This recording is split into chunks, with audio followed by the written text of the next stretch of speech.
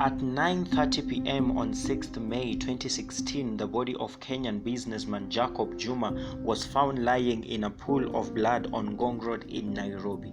Juma, who was born in 1971 in Mungore, a village in Kenya's Bungoma County, had been a tireless crusader against corruption and a close ally of many politicians in the opposition.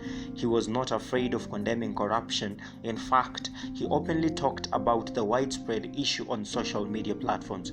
Corruption in Kenya runs through many hands, allegedly involving, among others, politicians, civil servants, and business people. Some members of the country's business community have been known to support dishonest politicians in order to protect their own business interests, and politicians frequently aim to reap big from business people during elections campaign. Juma had refused to be part of this bent system. As a self-made billionaire in Kenya's business fraternity, he had rubbed shoulders with the high and mighty in government. But unlike many of his cadre who will deliberately ignore political misconduct to maintain good relations, Juma refused to tolerate such criminality. He therefore quickly became an enemy of the corrupt. In the wake of Juma's murder, opposition politicians pointed fingers at Deputy President William Ruto, accusing him of being responsible for all the woes faced by the late Juma. He called me at around midday and told me that he had some very important matter to discuss, and therefore he was inviting me for a lunch date. Unfortunately, I was committed elsewhere, and I told him I could not meet him, but we would meet maybe in the evening, because I told him after lunch I was going to Parliament, and that would go until 5 o'clock. That was the last time that we spoke. The following the morning, we woke up to this very disturbing news. I have a few things that I want to say about Jacob. That over this past week, we mourned Jacob. We mourned a friend and also a fellow fighter.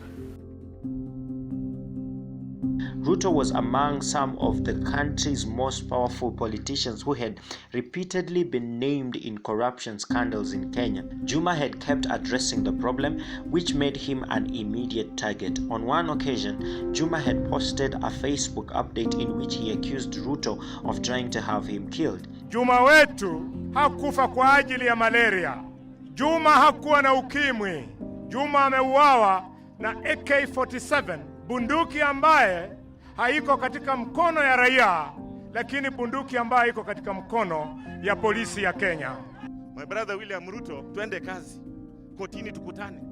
I'm not bothered. Maybe you should look for some time, get Jirongo here, so that he can tell the country what he means. But I am sure as the sun is going to rise tomorrow, that the killers of Jacob Juma will be brought to book. I am hoping that they will be brought to book. Significantly, Juma's death came at a time of great political tension ahead of the elections the following year. As Jacob's brother Philip revealed, during the time of his death, political temperatures were very high in this country. We feared for our lives too and decided to keep silent. We went underground. We left everything for the government. End of quote. Opposition leader Raila Odinga had recently taken the lead in highlighting the issue of government corruption. And when the news about Juma's death spread, Odinga joined those who deeply condemned the murder by talking about it openly at his political rallies. Many Kenyans have also taken to social media to condemn the killing, calling it a political assassination. In a tweet on 1st August 2018, political activist and human rights crusader Boniface Mwangi lamented, "Killer cops are a danger to everyone. They are the same ones politicians and business people hire to murder their rivals. Jacob Juma, Chris Musando, George Mushai, just to name 3 high-profile murders done by contract killer cops." According to George Musambali, a security expert in Kenya, several assassinations have been reported in Kenya's history dating back at least as far as 1969. Tom Mboya, Robert Ouko, and Dr. Odhiambo are among those we have witnessed. All of them, their deaths were politically related. These people were politically famous, and the only way to silence them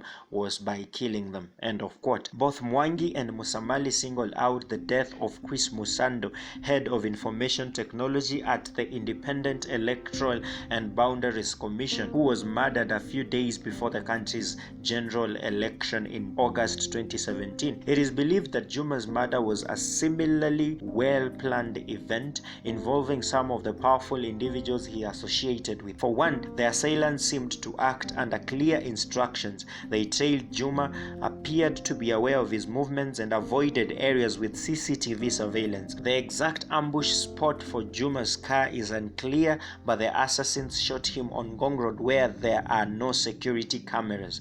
Similarly, although the government promised to investigate his death and punish those responsible, nothing has yet been said about the progress of the investigations. Philip spoke of the agony the family has been in since the brother died.